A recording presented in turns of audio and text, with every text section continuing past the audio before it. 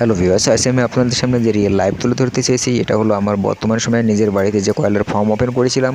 তো কয়লার ফার্মের রিয়েল লাইভ আমি এই ভিডিওর মাধ্যমে দেখানোর চেষ্টা করছি। তো এই ভিডিওর মাধ্যমে আপনার দুই ক্যাটাগরির বাচ্চা দেখতে পাবেন এবং ফার্স্ট স্টেপ এবং সেকেন্ড স্টেপের বাচ্চা। তো এটা যেটা দেখছেন এটা হলো আমার সেকেন্ড স্টেপের বাচ্চা। সেকেন্ড স্টেপের বাচ্চার বয়স এসে দাঁড়িয়েছে জাস্ট 25 দিন। 25 দিনের বয়সে এদের ওয়েট এসে দাঁড়িয়েছে 250 থেকে 300 গ্রামের কাছাকাছি।